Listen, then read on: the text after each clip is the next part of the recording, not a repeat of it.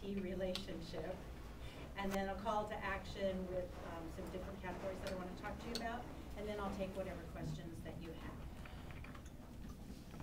So what is a mentor? A mentor in Toastmaster serves as a role model, a coach, a confidant, offering knowledge and insights and perspective or wisdom that is useful to the mentee. To have a mentor when you're part of Toastmasters, the benefit to a new member is this. They get to learn the program. They learn the customs, the standards for speaking and performing the various roles. Gives people an opportunity to develop confidence. Makes the new people feel more confident that they can participate and know what they're doing. And they can quickly learn their speaking skills. What you may not realize is in the mentor program in Toastmasters, if you are an experienced speaker, you can also have a mentor. And if you have a mentor, some of your goals might be that you want to refine your skills or you want to learn new skills. What are the benefits if you choose to be a mentor? First of all, you get to learn from the people that you're actually assigned in your coaching. You continue to be productive and a contributing member of the club. It's great to do something good for others, and you definitely receive recognition for being a mentor in this program. The benefit for the club is this. When you have mentor and mentee relationships within the club, there are three things that happen. First of all, you have more members. Second, the members are more satisfied because they're learning and growing. And third, people are more likely to stay with the club because they feel that they're getting value out of their membership. So it's a win for the mentor, a win for the mentee, a win for the club. What are the qualities of a mentee? You come into Toastmasters, you want someone to coach you. What are the qualities that you need to have in order to participate in this relationship? First of all, you've got to be eager to learn. You have to have the desire to be better at your communication skills and your leadership skills. You have to be receptive to people coaching you. You have to be open to new ideas, different ways of doing things than you would normally or traditionally do. And you need to be grateful that someone's taking the time to help you to be better with your skills. So, what are the qualifications of a mentor? In order to be a mentor in Toastmasters, you really need to have completed at least 3 of the speeches in your competent communicator book. Because you always want to be ahead of the people that you're coaching. With the competent leadership program, you also want to have done all of the roles, or the majority of them. If you're just missing 1 or 2, it's not a big deal. But you need to have been the grammarian and the counter. You need to know what it looks like to be the Toastmaster and live out the table topics conversation with the group. So when you have those skills, if you've done them at least once yourself, it's easier for you to be an effective coach for someone else that's coming in and learning the program. It's important to know that you can be a mentor to someone, and you can also be a mentee, meaning that someone is coaching you and helping you with your skills, and you in turn are helping to coach someone else in the Toastmasters program. What are the qualities of a really good mentor? Well, first of all, you're available. You're available for that new person coming into the club that you've been assigned to talk to them either by phone or email or in person. Minimum of 15 times. that'll make you sign up. 15 minutes, at least 15 minutes a week, you know, to just get people comfortable and to talk to them and to coach them and encourage them. You have to be patient. I know Susie had to be very patient with me when she was my mentor when I first joined the organization, because for me, all these roles were too overwhelming. I just came to do the speeches. I didn't come to do all this other stuff. So she was very patient, and when I couldn't find something in the book, she was the first to be on the phone with me or emailing me, getting me on track. So she definitely demonstrated patience with me as when I was assigned to her. You have to be sensitive as a mentor. You have to know that you're here to encourage, to motivate people, to inspire them to be part of this program. You need to be respectful, and you need to know and understand that every one of us is different. And then we need to be flexible. We may coach a mentee, but the mentee may not follow through on the direction or the coaching that we've given. You have to be flexible and know that people learn and grow in their own way, and you just help them along and be willing to give them that feedback. You have to be in this role, you have to be supportive of the club. And all of us who are in that role now of coaching, or we have enough speeches under our belt to be coaches, I think we've all come together as a group long enough that we have had our own personal experience of what a supportive, nurturing environment it is, how we're able to learn, and that people do progress. People start out maybe uncomfortable, nervous, subconscious, and week after week after week, you see them improve in their confidence level and their ability to speak. We have to be a good listener as a coach to someone else, as a mentor. And good listening means we aren't doing the work. The mentee is doing the work. We are just facilitating their growth, their learning, but they are doing the actual work.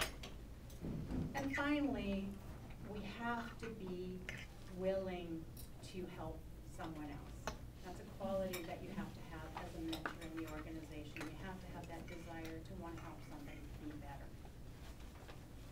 With me so far? Yes. All right, so the sequence of events. People join the Toastmaster program. Traditionally, they come in for 1 or 2 meetings, kind of get a lay of the land, and then they join Toastmasters. And Scott handles all of that for us. The board is currently working on putting together a new member packet that when Scott actually signs them up, each person will be given a packet of information that they can leave. Now, right now, what we have in the packet, and we're still working all this out, is a sheet that tells the personal and professional benefits of the club, Toastmasters being part of it. We have the mission statements for the club, for Toastmasters International, for the districts, and then we also have the members' promise. We have a sheet that's frequently asked questions for people who are just joining us. And one of the things that we'll be including in the packet is we will put the icebreaker speech in the packet. So when they leave, they have it with them. And they can go home and read it and understand it. When Scott turns in the paperwork, then it takes about two weeks for the individuals to receive their 2 books. Within the next 4 weeks, because I do the schedules, I'll schedule the new member to do their icebreaker speech. And you will notice on the schedule that what I will do is I'll start putting them in roles that are not as demanding. So maybe there'll be an awe counter 1 week, and maybe the next week they'll do humor, and then the next week they'll do the invocation and pledge, something that gets them used to standing up, saying a few words, fulfilling a responsibility, and learning. Your responsibility comes when I assign you to the new member as their mentor. And when that happens, you contact the new member and you talk to them about why they joined Toastmasters. Why are they part of the program? What caused them to make the decision? Do they want to work on their leadership skills? Do they want to be better speakers? Do they want to just have some networking opportunities? Just kind of get a feel for what it is they're trying to accomplish by being part of this program. The reason why we do this, the reason why we gather this information is sometimes when we're learning and life is pulling us in another direction and it's hard to get to the meeting, or we start getting frustrated, we can't seem to pull the speech together quick enough, whatever. It's good as the coach to be able to remind someone when they're floundering why they decided to do this to begin with. It's like an anchor and re-engage.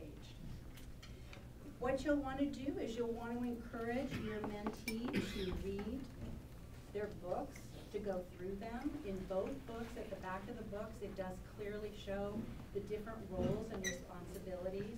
You know that speech number 1 in the Competent Communicator does have the icebreaker in there also, but they'll also have that copy in case they don't get their book right away.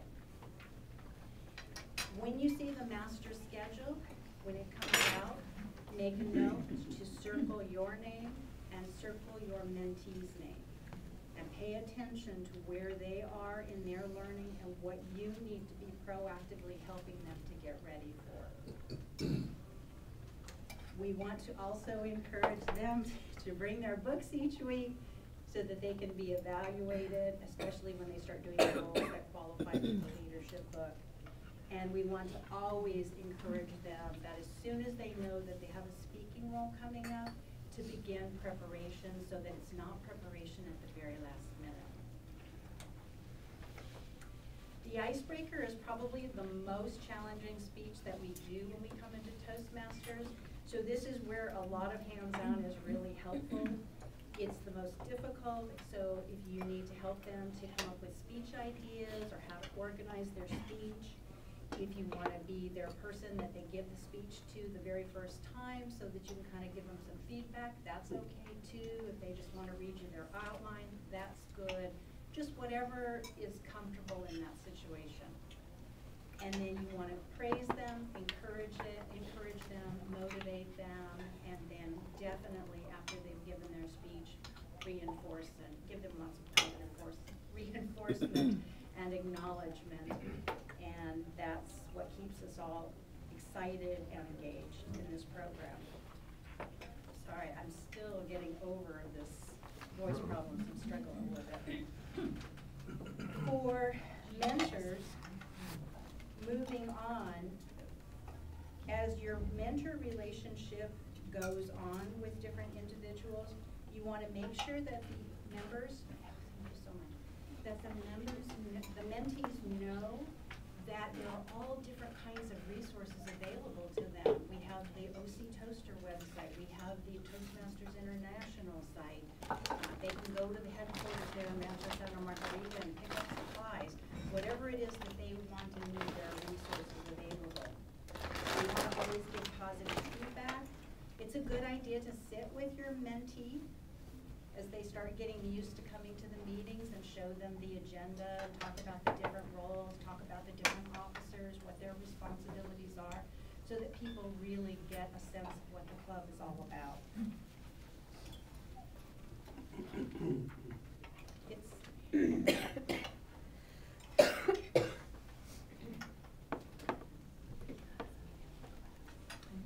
It's important to tell mentees how you've benefited from the Toastmaster organization, acknowledge progress, and when we have speech contests, let them know how those work. If you are an experienced member and you need mentoring, you may have a goal that you want to be better at leadership or you want to develop specific skills. So if you're coaching someone who is an experienced club member, share your insights and experiences, observe, listen, provide feedback to the mentee's efforts, refer your mentee to books and tapes and other resources, and if you have a skill, if they have a skill that they want to work on, let's say they want to be better at humor, then definitely hook them up. If that's not your skill, hook them up with someone in the club who is good at that. And in closing, because I see I have a light, in closing, the most important thing that we can do, this is the action part of the program. The first part of it is that we ask that when you come into a Toastmaster meeting that you're very much aware of new people coming in. Everybody should have the role of greeter. truly. If you want to volunteer to be a greeter and stand at the door and make sure we say welcome to everyone who comes in, that's great. But everybody has the responsibility to come up and talk to new people, tell them that you're glad that they're here. We hope that they come back, ask them if they have questions, just make everybody feel welcome. And the final call to action is this. I'm creating the club's records. If you'll pass one down. Take one and pass one down. I'm creating the master club records, and so what I need each person to do is there are 4 different places on this form that you can check. This is called the Mentor Interest Survey. And you can check, yes, I would like to mentor a new member. Yes, I would like to mentor a more experienced member. I am a new member and would like to have an assigned mentor. And I am a more experienced member and would like to have a mentor help me to develop specific skills and then write down what those skills are.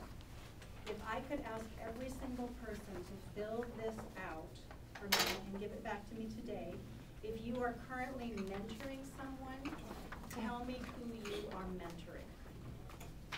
If you would like a mentor, tell me that you want a mentor and fill out your information. If someone is mentoring you, write down their name so that I'm sure that on the official records I know who is doing what.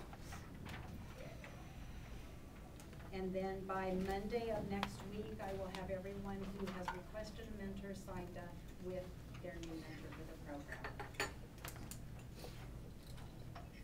And we hope to be distributing a lot of mentor certificates to everyone who wishes to participate in this program and who is willing to assume this responsibility. Thank you so much.